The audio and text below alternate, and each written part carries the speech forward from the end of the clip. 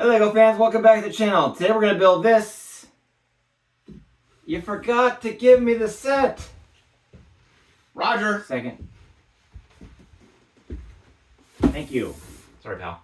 Today we're going to build this, the mobile construction crane. I'm Jeremy and you're watching Sherwood Forest Bricks. Alright, so if you remember last video, we did an unwrapping and we unwrapped this and we really liked it and we needed to add this to the city and we always wanted to have our own crane but can't afford the real thing. So now we have a Lego version and we're going to build that for you today and then add it to the city.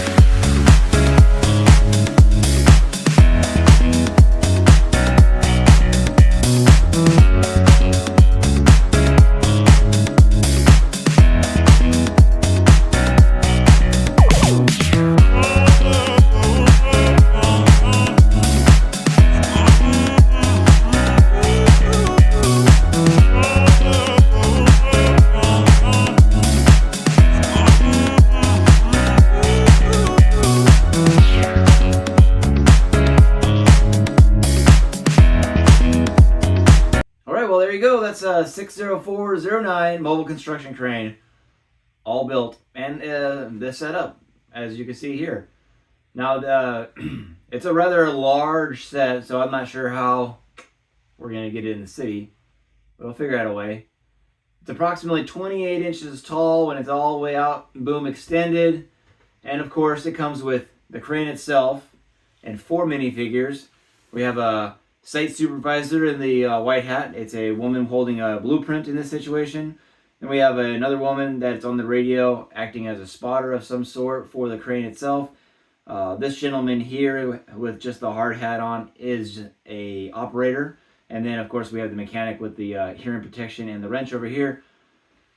And that's the last of the 4 minifigures. And, of course, it came with a little outhouse so that you can have a place to relieve yourself when you're on the job site. All right, it included 1,116 pieces, but it was broken apart into the 11 bags. Very easy to build. The 200-page manual was easy to follow. I had no issues whatsoever confusing colors between themselves or following along with the instructions whatsoever. So I would say it holds true to the 9+, the rating that LEGO has decided to put on the box. However, with some parental supervision, a younger child is more than capable of putting this together. The difficult part is usually the thread in here we have for the cables. Other than that, it's pretty self-explanatory and easy to get together. But let's talk about some of the features. Obviously, it has a boom. There are outriggers. It does come with the little stabilizer plates that just pop on and pop off. There is an engine compartment up in the forward end here. It's not really a well-detailed engine, but there's definitely a makeshift engine in there. There's 8 axles, crew cab of 2, operator's cab, which does swing around the back if you take off the counterweights. It's 8 wide, so it does work with the city, unlike some of the other sets in the past are a little wider. I felt that this was pretty good as far as being appropriate width for this size machinery. The outriggers store nicely. Like I said, you can store the little plates on the back. However, in a real life situation, the counterweights and the plates would actually be installed on a separate truck. And in some cases, depending on the size of the crane, the boom would also be disconnected. In some cases, that's just because we have to meet axle weights, but LEGO being what it is, we'll just go with it. But I feel that we could probably build our own little semi-truck and trailer to carry the counterweights themselves and be a little bit more efficient in getting through the town. But nevertheless, it does operate 360 degrees.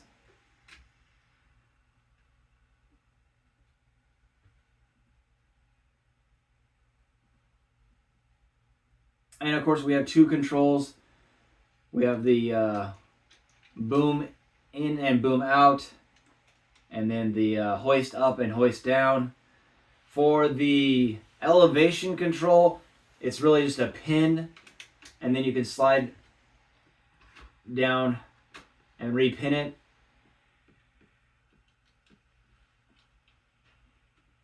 Easier said than done.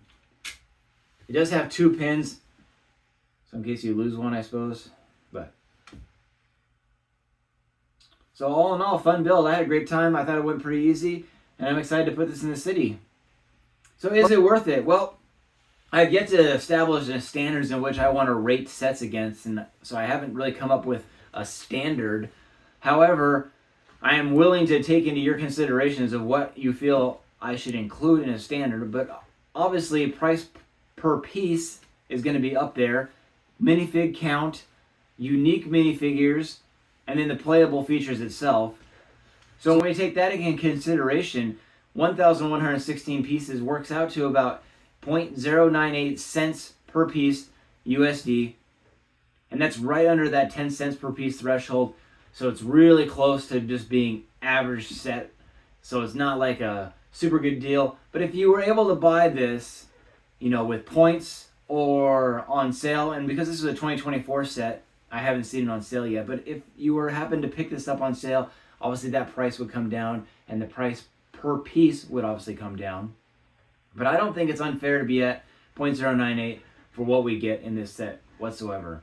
Also, it came with 4 minifigures, which it's not really a big high demand for city minifigures, but all 4 of these minifigures are unique to this set, so that's got to give it a little boost. Plus, it came with the outhouse. I mean, that can't be all bad. And then the playable features, I mean, it can go from driving mode to hoisting mode to building mode.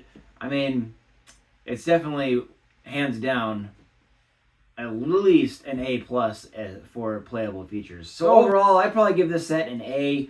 All right, that's all I have for you today. Thanks for tuning in. If you've made it this far, scroll down, hit subscribe, ring the notification bell to continue seeing our content. Shoot me a comment on what you thought. And as always, happy building. We'll see you next week, and take care, everybody.